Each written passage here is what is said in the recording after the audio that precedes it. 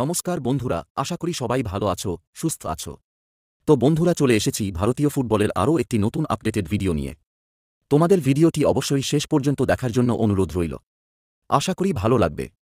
আর তোমরা যদি আমাদের চ্যানেলে নতুন হয়ে থাকো তাহলে অবশ্যই চ্যানেলটি সাবস্ক্রাইব করে নোটিফিকেশনটা অন করে রেখো, তাহলে সবার আগে সব আপডেট পেয়ে যাবে। আর ভিডিও শেষে অবশ্যই তোমাদের মূল্যবান মতামত কমেন্ট বক্সে জানতে ভুলো না কিন্তু। তো চলো বন্ধুরা, এবার মূল আলোচনা শুরু করা যাক। পাহাড়ের বুকে আই লিগের আসরে শেষবার মুখোমুখি হয়েছিল দুদল।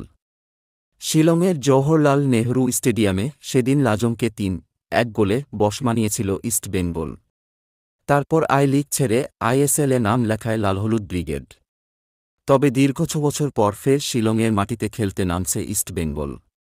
বুধবার ডুরান্ড কাপের কোয়ার্টার ফাইনালে লাজংয়ের মুখোমুখি কুয়াদ্রাত ব্রিগেড। প্রাথমিকভাবে যুবভারতীতে এই ম্যাচ হওয়ার কথা থাকলেও কলকাতায় বর্তমান পরিস্থিতির কথা মাথায় রেখে এই ম্যাচ পাহাড়ে স্থানান্তর করে আয়োজক কমিটি। ফলে অ্যাওয়ে ম্যাচে প্রতিকূল পরিস্থিতি ও প্রতিপক্ষ সমর্থকদের চাপ মোকাবিলা করাই এখন চ্যালেঞ্জ দিমিত্রিওস দালালদের। বিমান বিভ্রাটের জেরে সোমবার টিম হোটেলে পৌঁছতে রাত হয়ে যায় ইস্টবেঙ্গলের। মঙ্গলবার বিকালে মেঘালয় ফুটবল অ্যাসোসিয়েশনের মাঠে অ্যাস্ট্রোটার্ফে লাজং ম্যাচের চূড়ান্ত প্রস্তুতি সারেন সাউল ক্রেসপোরা। ঘণ্টা দেড়েকের সেশনে রক্ষণ সংগঠনের পাশাপাশি পাসিং ফুটবলের উপর জোর দেন কুয়াদ্রাত। ৯-০ মিনিটে লড়াইয়ে ম্যাচের ভাগ্য নির্ধারণ না হলে ফয়সালা হবে টাইব্রেকারে। তারও প্রস্তুতি সেরে রাখেন ক্লেটনরা। কুয়াদ্রাতের কথায় ছেলেরা প্রত্যেকে সেরাটা দিতে তৈরি। সোমবার পথে অনেকটা সময় ব্যয় হয়েছে। তবে ক্লান্তি কাটিয়ে ফুটবলাররা এখন অনেক চনমনে। লাজংয়ের বিরুদ্ধে লড়াইটা মোটেই সহজ হবে না। ঘরের মাঠে প্রতিপক্ষ সমর্থকদের পূর্ণ সহযোগিতা পাবে। তাই গ্যালারির চাপ সামলে সেরাটা মেলে ধরাই আমাদের লক্ষ্য। প্রতিপক্ষ দলে ভারতীয় ফুটবলারদের গড় বয়স ২-২ থেকে ২-৫।